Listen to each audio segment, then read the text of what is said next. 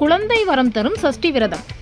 முருகப்பெருமானுக்காக அவருடைய பக்தர்கள் மேற்கொள்ளக்கூடிய விரதங்கள்லேயே மிகவும் முக்கியமானது கந்த சஷ்டி விரதம்.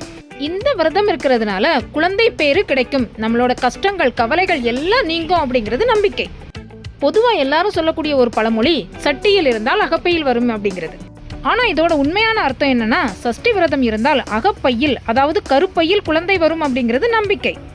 முருகனுக்கு உகந்த கந்த சஷ்டி விரதம் இருக்கிறதுனால அந்த முருகனே கருப்பையில குழந்தையாய் வளர்வான் அப்படிங்கிறது நம்பிக்கை மட்டும் இல்லைங்க, நிறைய பேர் வாழ்க்கையில நடந்த நிஜம். ஐப்பசி மாதம் வளர்பிறையில கந்த சஷ்டி விரதம் அனுஷ்டிக்கப்படுது. இந்த மாதம் 6 நாள் தொடர்ந்து விரதம் இருந்து திருச்செந்தூர்ல சூரபத்மனை முருகன் வதம் செஞ்ச விழா ரொம்பவும் விமர்சையா கொண்டாடப்படுது. ஐப்பசி மாதம் மட்டும் இல்லாம மாதம் மாதம் வளர்பிறையிலையும் தேய்பிறையிலையும் சஷ்டி வருது.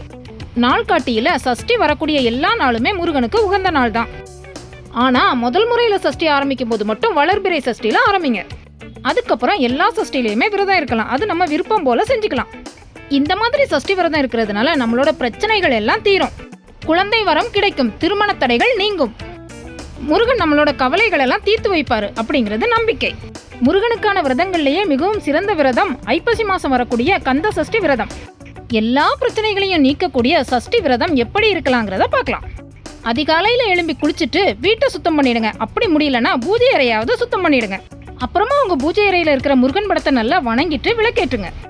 தீபம் ஏற்றி தூபம் காட்டி பால் பழம் நிவேதனம் செய்யுங்க. அப்புறமா கந்த சஷ்டி கவசம் மறக்காம படிக்கணும். வேலையா இருக்கிறவங்க என்னால படிக்க முடியாதுன்னு சொன்னா முருகா முருகான்னு சொல்லி முருகனை மனசார நினைச்சுக்கிட்டே இருங்க. சஷ்டி விரதம் இருக்கிறவங்க மாமிசம் சாப்பிடக்கூடாது, நல்லதையே நினைக்கணும், நல்லதையே பேசணும். நம்மளோட உடல் ஆரோக்கியத்துக்கு தகுந்த மாதிரி 3 வேளை சாப்பிடாமலும் இருக்கலாம், ஜூஸ் மட்டும் குடிச்சிட்டும் இருக்கலாம், பால் மட்டும் குடிச்சிட்டும் இருக்கலாம், மத்தியானம் 1 வேளை மட்டும் சாப்பிட்டுட்டும் இருக்கலாம். ஆனா விரதம் இருக்க முடியாதவங்க 3 வேளையும் சாப்பிட்டுட்டும் இருக்கலாம். ஆனா முருகனை நினைச்சுக்கிட்டே இருக்கணும், அதுதான் ரொம்பவும் முக்கியம். குழந்தை வரம் வேணும்னு நினைக்கிறவங்க இந்த விரதத்தை தம்பதியரா சேர்ந்து இருக்கும்போது அவங்களோட உடம்புல உள்ள குறைகள்லாம் நீங்கி குழந்தை வரம் கண்டிப்பா கிடைக்கும். முதல் வருஷத்திலேயே குழந்தை வரம் கிடைச்சவங்களும் இருக்காங்க, 7 வருஷமா இருந்ததுக்கு அப்புறம் குழந்தை வரம் கிடைச்சவங்களும் இருக்காங்க. அதனால இந்த விரதத்துக்கு பொறுமையும் நம்பிக்கையும் ரொம்பவும் முக்கியம். நோயால பாதிக்கப்பட்டவங்க விரதம் இருக்கும்போது அவங்களோட நோய் படிப்படியா குறைய ஆரம்பிக்கும்.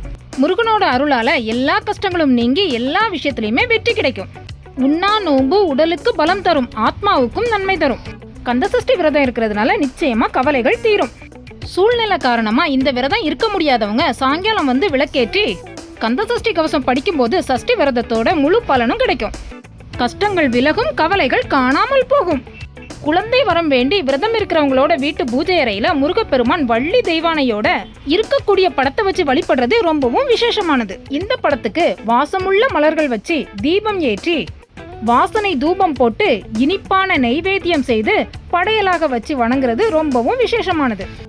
இந்த மாதிரி முருகனுக்கு பிடிச்சதா செய்யறப்போ முருகனும் உடனே நீங்க கேட்டதை கொடுப்பாரு. சஷ்டி சமயத்துல முருகனோட கோயிலுக்கு போய் தீபம் ஏற்றி வழிபாடு பண்ணிட்டு வர்றது ரொம்பவும் விசேஷமானது. முருகனுக்காக செஞ்ச நெய்வேத்தியத்தை வீணாக்காம நீங்களும் சாப்பிட்டுட்டு பிரசாதமா எல்லாருக்கும் கொடுக்கறது ரொம்பவும் விசேஷமானது. இந்த மாதிரி செய்யும் போது உங்க வீட்லயும் குட்டி முருகன் சீக்கிரமா குழந்தையா வந்து பிறப்பாரு. நீங்களும் உங்க சொந்தங்களும் இதே போல எடுத்து கொஞ்சம் விளையாடலாம் அப்படிங்கிற நம்பிக்கையோட விரதம் இருங்க.